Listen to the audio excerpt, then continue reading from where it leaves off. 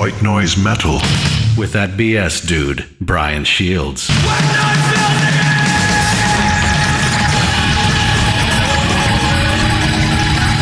Welcome to White Noise Metal. I'm that BS dude, Brian Shields, and I have the pleasure to be sitting here with Michael Keane, the lead guitarist for one of my favorite new groups, The Faceless. A friend turned me on to The Faceless just a few weeks ago, and I immediately bought both albums and have been enjoying them ever since, so thanks a lot for joining me today. Awesome, thank you for having me. Yeah. So, talk to me a little bit about how you see The Faceless in terms of, you know, the pantheon of music that's out there right now. Where do you fit in? Well, you know, I think we're obviously, you know, we're young, and you know, there's a lot of metal out there that, you know, we've taken from, you know, from the past, and but overall, I think that you know, we're just trying to offer something new, offer maybe something, you know, more technical, more extreme, with you know, more of like a musical take than maybe what a lot of the technical extreme bands are offering these days. You know? It's certainly a very distinctive sound, I think. And you know, you hear a song and you say, "Yeah, that's The Faceless." Yeah, and I think that's something that we've definitely deliberately, you know, worked on, especially with the second album. Was definitely, you know, kind of honing in on a sound, developing a very distinct characteristic for, you know, our music style, and, you know, just even tones, everything. You know? I mean, especially in your playing, I think there's a real sense of direction there that it takes the songs in almost sort of a journey. Yeah, I think, you know, I do that as a player also. You know, I kind of try and have somewhat of a characteristic to my playing, you know, I guess, you know. I've, you know, borrowed from a lot of guitarists that I admire, but I think maybe I, you know, package it in a way that's, you know, unrecognizable or something, and, you know. I think the word is distinctive. Yeah. There you go. So. Who are some of the guitar players you grew up listening to? Oh, well, my favorite guitarist is Alan Holdsworth.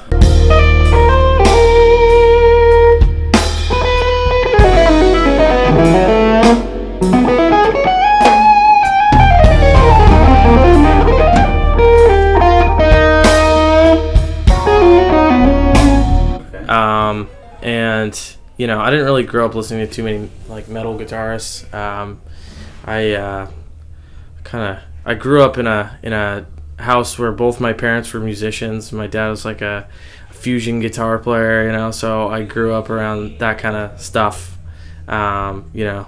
So, but I mean, when I was young, I really liked like all the Shredder guys, you know, and Steve Vai and Paul Gilbert and Skolnick, some of them. Yeah, all that kind of stuff. But yeah, no, I'm more into, like, you know, Holdsworth and stuff like that. Yeah, I mean, you definitely hear sort of that jazz influence in your playing, I think. I mean, and I think of guys like James Blood Ulmer, Terje Ripdahl. I don't know if these names mean anything to you, or David Torrance, sort of jazz electric guitar guys that I think I definitely hear that feel for you. Yeah. So let's talk a little bit about a couple of songs that have really stood out for me. I think one obviously is An Autopsy. Tell me a little bit about that song. Yeah, well, it's on our first CD.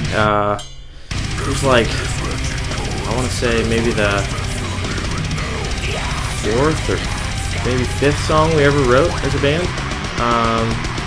Yeah, fourth or fifth. And I think that was maybe the first song that I feel that we ever wrote where we kind of defined a pretty distinct direction for our band. I think the songs prior to that we had written, the 3 or 4 songs prior to that, we were still kind of trying to figure out what we were doing, and, you know, who we were as a band, whatever. And actually, a couple of those songs are on the first album, and you can kind of tell because they don't really sound like the rest of it. But I think from there on out is kind of, you know, where we developed a more focused sound, and it's you know, to this day still crowd favorite, and, you know, everybody liked it. After, you know, when the first CD came out, that was like the big, you know, popular song. So.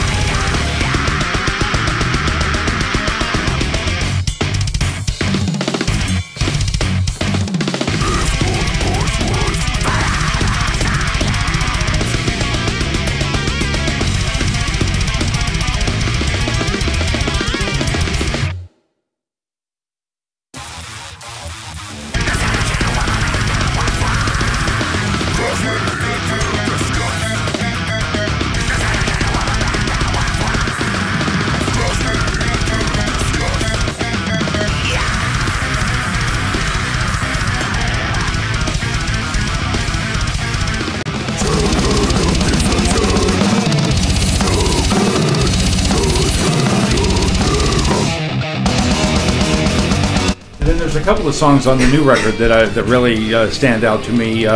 One is Xenochrist. Do you want to talk about that a little bit? Yeah, that was the second song that we wrote for the new album, or for the last album, and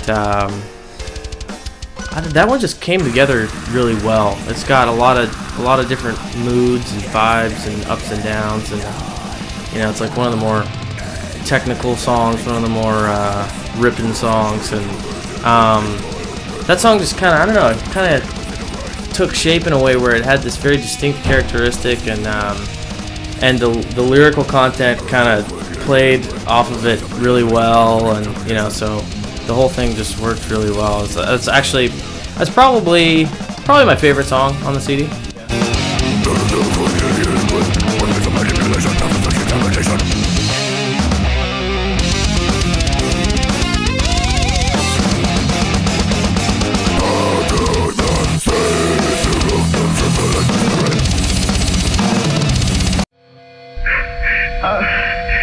They're extra-dimensional beings that an earlier precursor of the space program made contact with. They are not what they claim to be. They have infiltrated a lot of aspects of the military establishment, particularly the Area 51.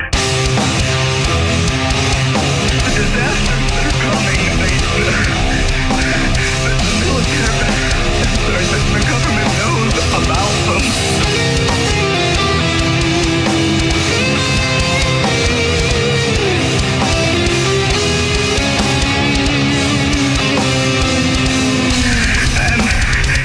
Talk a little bit about the kind of the dual songs of Planetary Duality. Oh yeah. Well,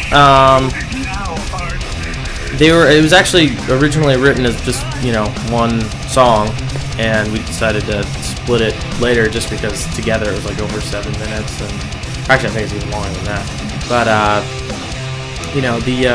the first part of it was just basically it was written around the one riff that goes, and actually it was our keyboardist at the time who wrote the skeleton of the riff, and then from there I just kept coming up with these variations for the riff, and kind of changing it around and doing this and that, and kind of made a whole track out of it, which at the time I didn't really plan on it being its own track. It was just going to be the beginning of Planetary Duality 2, and Planetary Duality 2 was the last song, I think both of the whole thing, 1 and 2, is the last song I wrote for the album, I think. But yeah, and so it was later decided to divide them up, and I think with the lyrical and lyrical content and the theme of the 2 tracks, I think we made like a conscious effort to kind of like have them play off of the 2 vibes of the song. The second half of the track is very like chaotic and frantic, and like almost has this like panicky, overwhelming feeling to it, as do the lyrics, which is kind of like explosive and talking about outer spacemen and visitors, when everything comes to a head, and and infinite dimensions cross paths to recreate reality.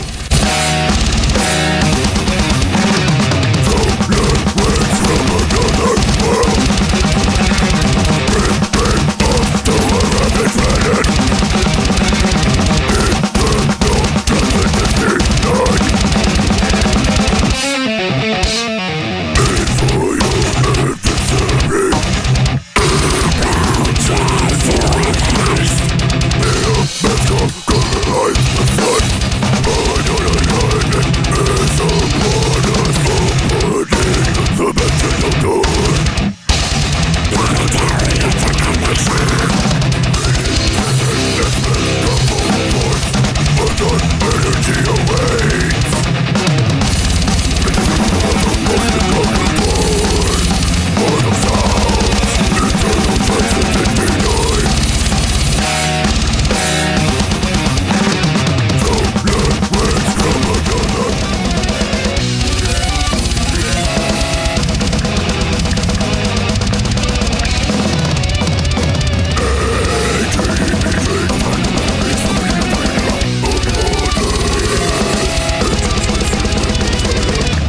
one other song I want to just touch on real briefly, which is The Ancient Covenant. Yeah, the Ancient Covenant.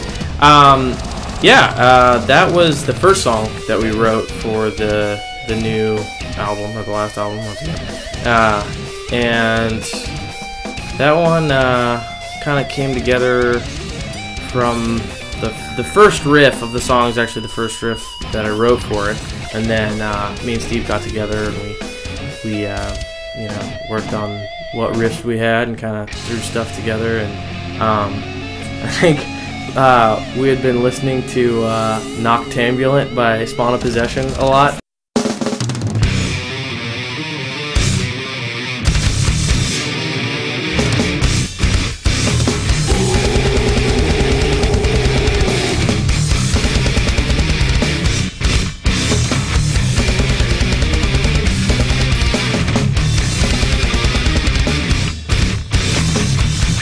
Kind of had that like harmonic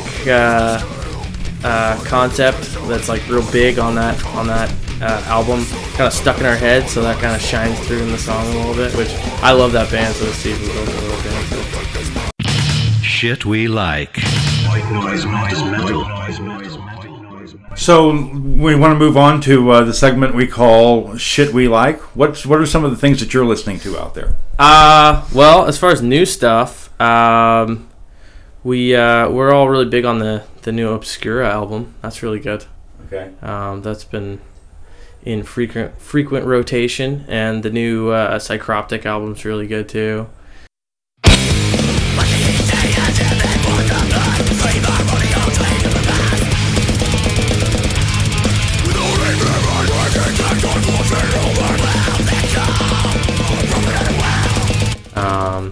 But we kind of listen to a little bit of everything. We don't really, listen to metal exclusively by any means. You'll find us listening to all kinds of stuff. Lots of like prog stuff, lots of fusion, and whatever. So a little bit of everything.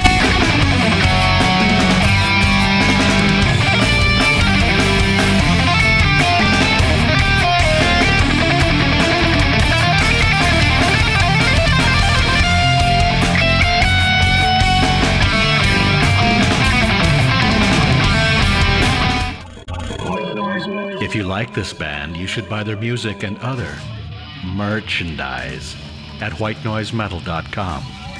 If you like White Noise Metal, say so with positive comments on iTunes and MySpace. And please tell your friends about the bands you've heard on White Noise Metal with that BS dude, Brian Shields. White noise!